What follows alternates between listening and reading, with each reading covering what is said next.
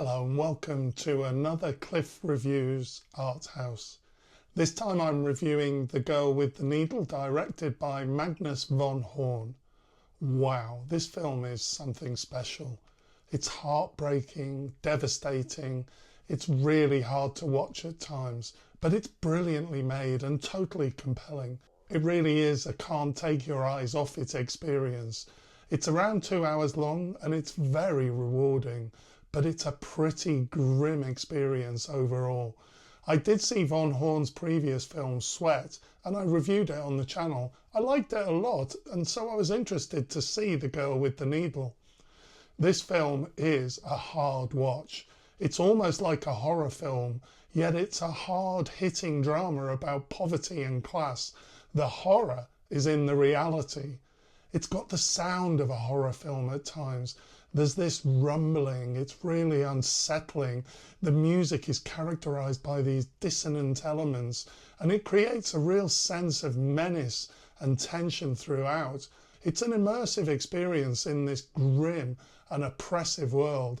It's set in post-World War I Copenhagen and our main character is a young woman, Caroline. She's grappling with poverty and an unplanned pregnancy. The odds are so stacked against her. She lives in squalid conditions. She works in a factory.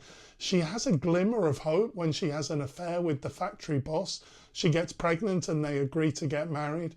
But then the super rich mum of the boss says no. And at this point I thought there were some similarities to Honora. She tries to terminate the pregnancy with a needle, and this is an excruciating scene to watch, but she's not successful. She then becomes entangled with another woman, Dagmar, who offers to find adoptive homes for unwanted infants. The film is actually inspired by a true story of a Danish woman doing this as a business. The business is illegal, but it seems like Dagmar is providing a service. As the film emerges, it becomes clear that everything isn't as it seems, and there are darker things happening here. Although this film is set more than 100 years ago, the topic is still so relevant today, particularly in light of developments in the United States, where the battle over reproductive rights has intensified following the Supreme Court's decision to overturn Roe v. Wade. This theme is powerfully explored in other recent films that I've reviewed on the channel, Lingui, The Sacred Bonds and Happening. These films are all timely and important. It reminds us what happens to women where abortion isn't legal. The Girl with the Needle isn't just about abortion. This is a brutal world. It's a film also about how brutal capitalism and about how brutal war is.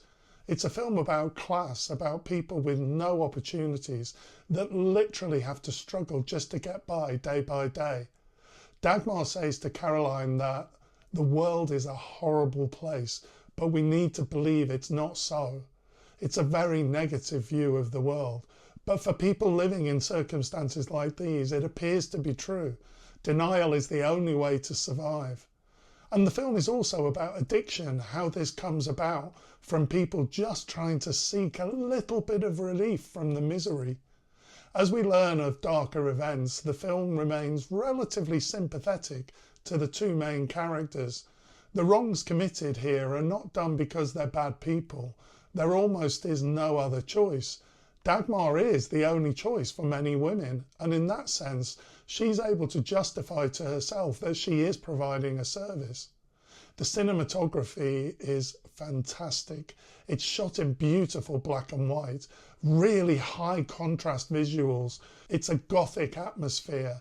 The recreation of Copenhagen creates this dark, dank world. You can hear the sounds and smell the smells of these scenes. The two main actors are fantastic, balancing between engaging in dubious practices and being decent people.